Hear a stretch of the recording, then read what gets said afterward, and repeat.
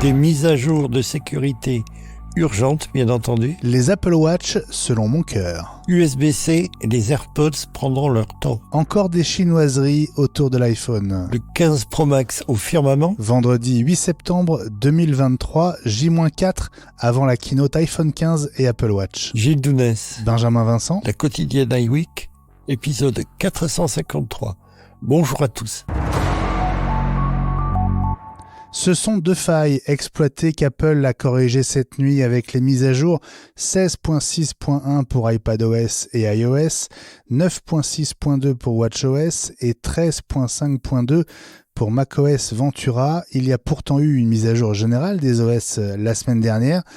Alors Gilles, est-ce qu'il faut s'inquiéter de la capacité d'Apple à délivrer des systèmes d'exploitation qui ne soient pas des passoires ? Alors vraisemblablement, c'est arrivé ensuite, après la mise à jour ordinaire, et là on a une mise à jour urgente avec des failles qui étaient exploitées, et donc il a fallu combler la fuite, si j'ose dire, dans l'urgence, l'une qui concernait le wallet en anglais, et puis l'autre qui concernait les photos dans iOS. Donc Apple a fait marcher son système d'alerte H24 tout autour du monde. Au fur et à mesure que le soleil se couche, les fuseaux horaires suivants prennent le relais et ils ont sorti dans l'urgence ces deux comblements de failles de sécurité. Alors ça va se passer tranquillement d'ici demain ou après-demain au maximum sans que vous ayez à rien faire. Et si vous voulez vraiment le faire de façon urgente, vous allez dans les réglages et vous le faites manuellement. Tout le monde a d'ores et déjà les yeux tournés vers Cupertino, l'Apple Park, à 4 jours maintenant de l'événement spécial qui sera consacré à l'iPhone 15 et à l'Apple Watch.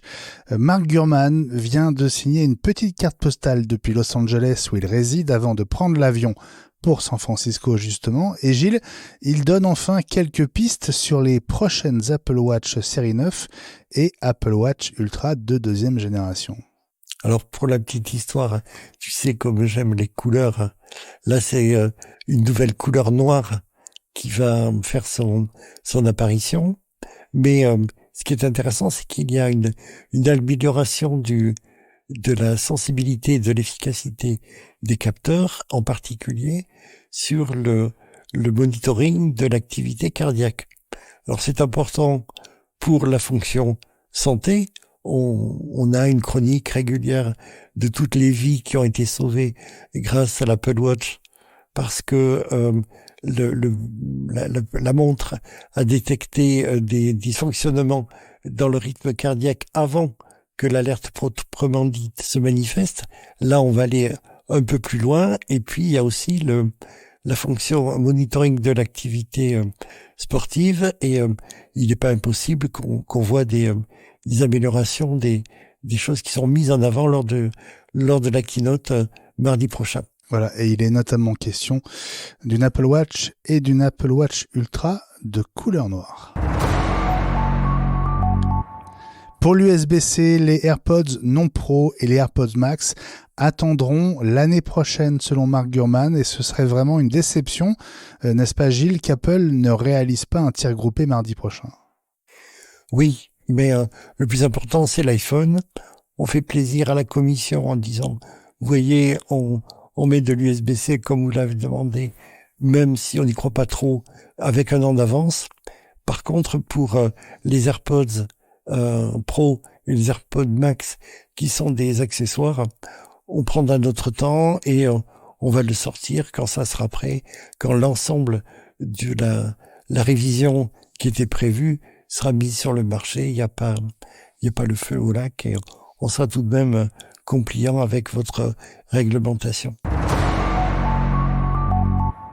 250 milliards de dollars en capitalisation boursière, c'est ce qu'a perdu Apple en seulement 2 jours à Wall Street à cause du bannissement croissant de l'iPhone par le régime de Pékin dans l'administration, représailles au bannissement de TikTok par l'administration américaine, mais aussi à cause d'une rumeur selon laquelle China Mobile, l'opérateur chinois, ne proposerait pas l'iPhone 15. Eh bien, le ministre chinois des Affaires étrangères est enfin sorti de son silence sans citer Apple. Il s'est contenté de dire, j'ouvre les guillemets, « Les produits et services en provenance de n'importe quel pays sont les bienvenus tant qu'ils respectent les lois et régulations chinoises. » Voilà Apple bien avancé, Gilles. Oui, d'autant que Apple fait ce qu'on lui demande, hein. Sur tous les marchés où ils sont présents. Ils fabriquent en Chine parce que c'est une demande du gouvernement. Ils partagent la propriété intellectuelle parce que c'est aussi une obligation réglementaire. Les données sont hébergées sur le territoire chinois, de même que désormais les applications. Qu'est-ce qu'ils voudraient de plus que les échanges se fassent en yuan? C'est tout simplement une rétorsion par rapport à ce que le gouvernement américain a mis en place, et les autorités européennes également, par rapport à la possibilité pour le gouvernement chinois et le PC de siphonner des données personnelles des utilisateurs, y compris les officiels. En plus,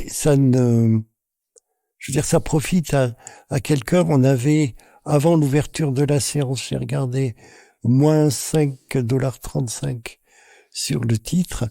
On est à plus 2,46 au moment où on enregistre.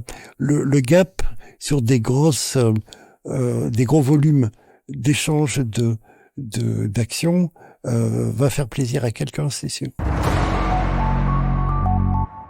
Et puis l'iPhone 15 Pro Max représentera 40% des ventes d'iPhone cette année, prédiction signée TrendForce, alors que JP Morgan revoit légèrement à la baisse son objectif pour l'action Apple, $230 au lieu de 235, à cause des marchés officiels qui disparaissent l'un après l'autre pour l'iPhone en Chine, on vient d'en parler, et aussi à cause d'une impression que je trouve erronée, selon laquelle la gamme iPhone 15 n'apportera rien de vraiment nouveau. Est-ce que c'est aussi ton sentiment, Gilles? Ouais, justement, cette étude, on peut la prendre avec des pincettes, on verra à la fin du trimestre. Mais 60% pour l'ensemble de la gamme Pro, c'est-à-dire la plus chère et celle qui va être vraisemblablement, qui va voir son prix augmenter, 40% pour le Pro Max et 20% pour le Pro tout court, il ne reste plus que 40% du volume de l'iPhone pour le 15 normal, le 14 lui aussi pour la gamme grand public et éventuellement le 13. Donc s'il n'y a pas de la valeur ajoutée qui est perçue par le public, on se demande d'où sortent ces chiffres. Bon, c'est à la fin du marché qu'on compte les bouses, comme disent les maquignons par ici. On verra ce qu'il en est.